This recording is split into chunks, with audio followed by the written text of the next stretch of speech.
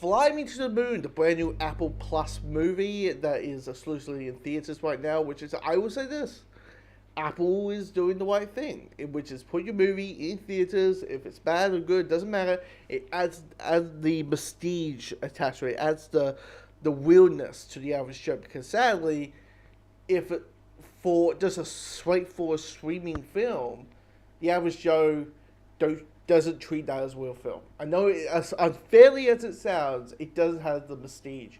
If it's in theaters, it does have it, so more eyes will be on that movie. And for this case, Flying the Moon, there will be more eyes when it hits Apple Plus.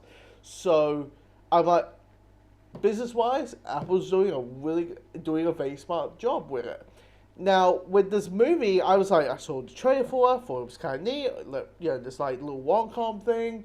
I'm like, I'm a little bit romantic at heart, a little bit of hopeless romantic. I enjoy Anyone But You because it's technically also Sony being the distributor, the distribution. And didn't mind that film, so I was like Scarlett Johansson, yeah, I'm Daniel Tatum. So I'll check this movie out. And I will say here is, this is a movie at the beginning I felt very like, I feel like I've seen this movie before. Like, it's one of those movies where, like, when it comes to a rom-com, that it's just, these are the notes, these are the beats that you hit. Because I couldn't help but be like, oh no, our main two characters can't get along at the beginning of the movie. Oh, what's going to happen? Oh, are they going to, get along slowly and build a relationship and fall in and like each other and share secrets, and they're going to fall in love, and then there's going to be a big breakup scene, and then they're going to have a assembly moment. And then I have a big smooch at the end and we'll roll credits. And I'll be like, yeah, pretty much that's what happened. But what's interesting about this movie is the romance angle is the least interesting thing in the movie. What's interesting about the movie is the moon landing. Because the moon landing is kind of the driving force about this movie.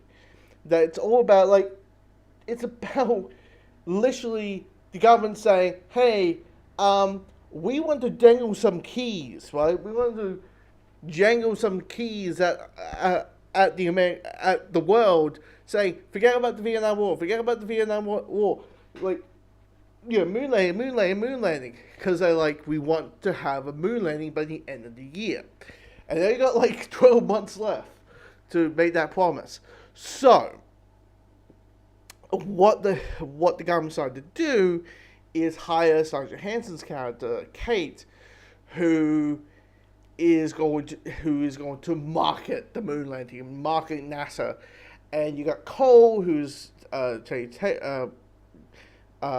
Tatum's character, who is like the lead, the head of the operation of Apollo 11, and he doesn't like the idea of her running around and making everything a big marketing piece, and seeing ads for hey, when you think of peanut butter or think of a brand new Rolex watch, think of the moon. He's like, what is going on here? This is weird. And you're having actors pretending that they're us, and you're lying about their age and what they do for the television interviews. What in the world is happening? But then slowly out the film, the government's like, look, there's a chance that maybe the moon landing ain't going to go so well. And it's not about the moon anymore, it's about beating those damn Russians. We need to beat those Russians to the punch. So, okay, I want you to fake the moon landing. Just in case that, Neil Armstrong and all those astronauts don't make it. If there's another Apollo 1 around the corner. And when we hit that point, when it's like, let's fake the moon landing, that's when things get interesting. That's when you get really good drama and really well done suspense and urgency, and you feel the clock ticking, and that's when the humor comes in, because you have the director character who's being the most like saying like, Cuba is a hack. He only had one hit. Somehow he's a genius. Like, I'm the new auteur. So I'll make the moon landing happen. You're just like, and that's when the humor starts kicking in because actors. You got these secret government people pretending to be actors and or making fun of the concept of, oh, you didn't thought about A, B, and C, like about and that type of thing. So that's when the humor comes in. That's when the even the romance kind of tightens a little bit more when you're like, okay, I can buy these two characters being items by the end of the film. You have the whole urgency thing. It's kind of funny to see Scarlett Johansson playing a character who has a mysterious past, and she's and there's an opportunity to wipe out all her history from scratch one.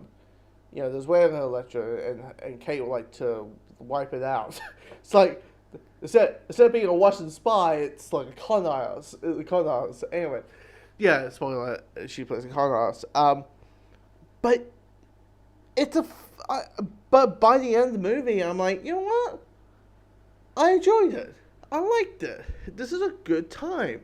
Is it gonna be like the best movie of the year? No, but I had a good time. I had a good shot. I had a good time watching the movie. So yeah, if you just look, it's a good date movie. It's a good date movie. If you're like, if you want to go stereotypical, it's like, yeah, see these two, see fly to the moon. Well, by Tristas. Deadpool. Well, if you're not good with the gore, I mean, what you call me? Here we go. This is a good combino. This is actually a good date movie.